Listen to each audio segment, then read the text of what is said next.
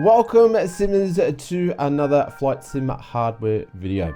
A little while ago we checked out Wingflex and reviewed their FCU unit. In this video we are going to check out their latest product, which is part of their Cube series, and this one is the A320 RMP panel, which is their radio panel for their MCP panel, and we're going to be checking that out in this video, so let's jump into the video.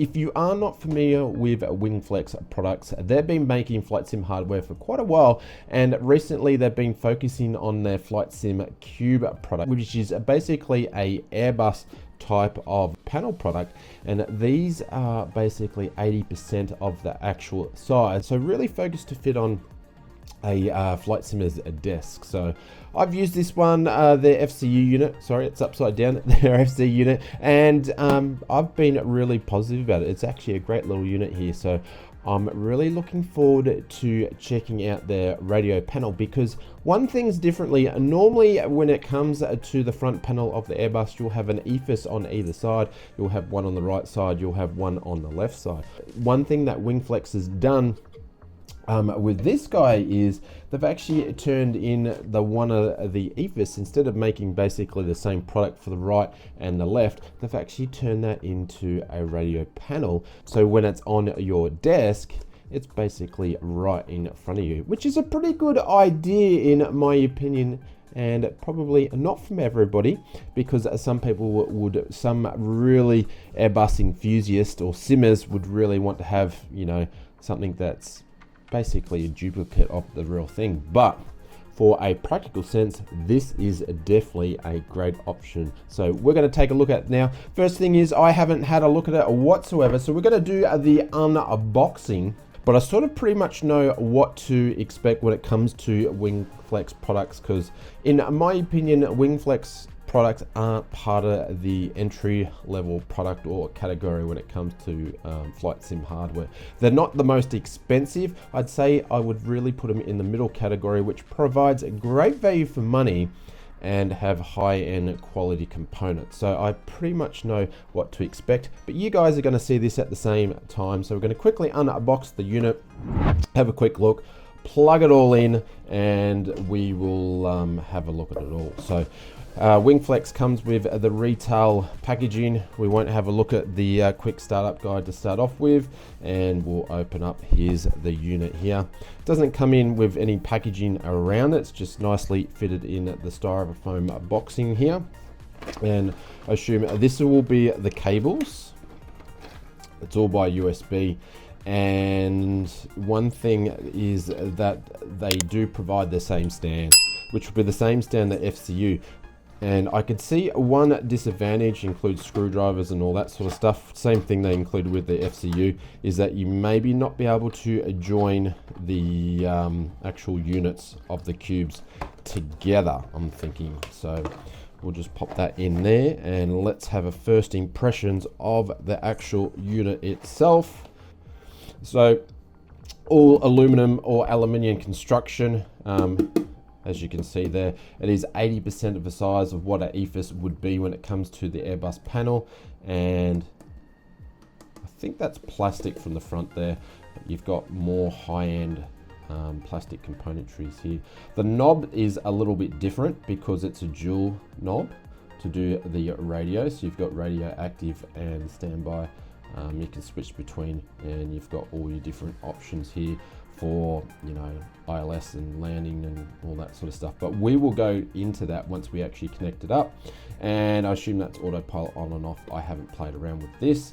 And you've got some buttons here, and you have got different switches for that. Looks like standby and stuff. That looks like for your squawk and transponder and things like that. So we'll be taking a look at this, but straight away, a lot of buttons on here, but they do feel the same type of level of quality, which is very, very, very high in my opinion when it comes to Wingflex products. This button here is plastic though. I would like that to be a metal, but that's actually a plastic button, which is like the, you've got to pull it out.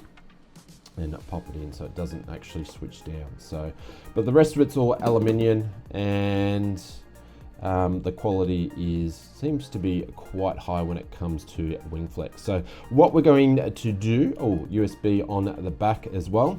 So what we're going to do is we are going to add the bracket up. We're going to insert it and have it next to the FCU unit, and we're going to connect it up, and we're going to show you guys what this is about. So let's do that.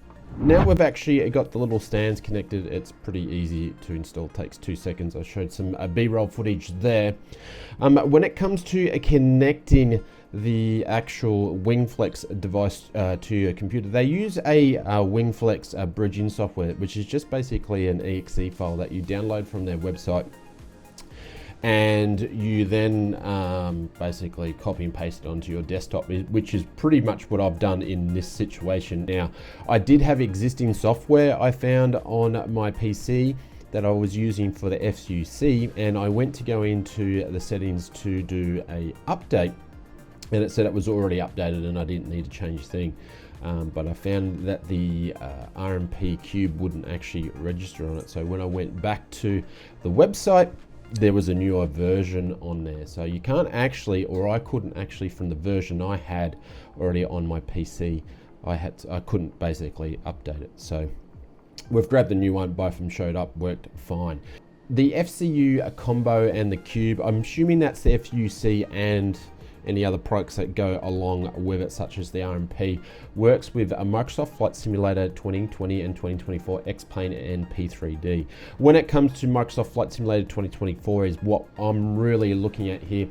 It works with the fly-by-wire A320 NX and the A380X, the ProSim A322, the Aerosoft A330, the Phoenix A319, the Phoenix A320, the A321, the INI builds A310, the A320 version 2, the INI builds A321 and the A330, and the INI builds A350. Also the FS Labs A320 CEO and the Headwind A339X. So pretty much majority of the aircraft.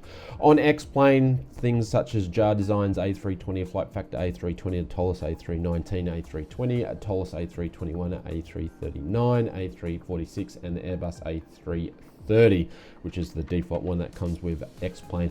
Now also on P3D, the ProSims A322 and the J-Hill? I'm not sure which one that is, the A320. So pretty much all the major ones that suit. For the video, we are in the Phoenix A320 COL-LS, I think it is. Panel is, we can actually see that it's pretty much a spitting image of that section there. So you've got your active, which is here, you've got your standby, and you've got your transfer. So we can transfer, I'll actually just press that there. I'm just holding the phone so we can actually transfer between frequencies. Really, really easy. And then we've got our different navigation buttons such as VH1. We can go to VH2, we'll click through 3 and so forth, HFI. Then you've got your navigation as well, VORs, and we can tune some VORs in there, LS, glide slopes, ADF, and BFO. So this is all enabled when you actually turn on the on switch here. So that is the on switch is off, that is the on switch which is on. And to change the frequency, we can use the lower part of the knob to change the left side of the actual frequency, and the higher part of the knob to change the lower part of the frequency. So we can change it just like that, and as you can see it reflecting to what it is into the sim, it's pretty much instant, and then we can just change the frequency over. Now the interesting part is we can press the ATC button here, and that's basically changed the function of the RMP, and now it's basically in the transponder. Is that it does say on the instructions that when I'm playing around with the transponder code, it will show up on this section here, but it doesn't with the Phoenix, but it will the buttons will change the corresponding transponder code on the actual Phoenix itself. So how it works is from VH1 to VH3 is 1, 2, 3, and then 4, 5, 6, 7, 0, and the clear button. So if I hit BFO, that'll change and it will actually hit, you can see the clear button working on the actual transponder code. So then I can just type in 1, 2, 3, and then 4, and then I can put the transponder from moving it with my left hand from standby to on, and you can see the switch goes there, and then we're already on TRA. We can change it to TA, or we can change it to standby. So the buttons will reflect there. Now I do believe the init button or the ident button is the same as pushing in and out on the actual display there. So I can quickly basically go from changing the frequency of the radio to changing the frequency of the ATC button on the actual device itself. These two buttons here are reflecting, this is auto land, and I believe the other one on top is ATC messages. So you can use it for ATC messages. That's basically, if I hit that, that will then hit the auto land button there. So pretty easy sort of stuff, on and off. Oh, it doesn't want to go off for whatever reason, because we're in transponder mode. Oh, there we go. So when you're in transponder mode, it won't click off. So pull out, that's the on button, and you can change your code. So very, very, very handy to actually have it handy to have the radio information up the top there. So yeah, pretty good. And all in all, the quality when it comes to these devices from Wingflex is pretty good. Like I said, it's not in the lower range, it's probably more in the middle range. And if you want something that fits on your desk nice and easy, and being a little bit smaller, Wingflex is the way to go. I wish there was a mount. There is something on their website, but it doesn't look like you can purchase it from the information I had a look at. So maybe something we could do with FS Mods, but is actually joining these together on one panel. So we'll have a look at that. All in all, when it comes to my overall opinion of the Wingflex products and the RMP, is this is something a little bit different than having a EFIS on the right hand side. I actually think it's quite a good idea. I like these units being a little bit smaller so you can fit on the desk. They're all aluminum housing, and the quality of these units is a little bit better than say what you would get with an entry range sort of device. So if you are interested in checking out Wingflex, I'll leave a link in the description so you go and check out their website. And I want to thank Wingflex for sending this over, because I was very interested to check it out. And feel free to hit the subscribe button if you want to see more reviews and type of hardware videos. We've got tons coming out, and you can check out the couple we did last week as well. And we will see you in a video real soon.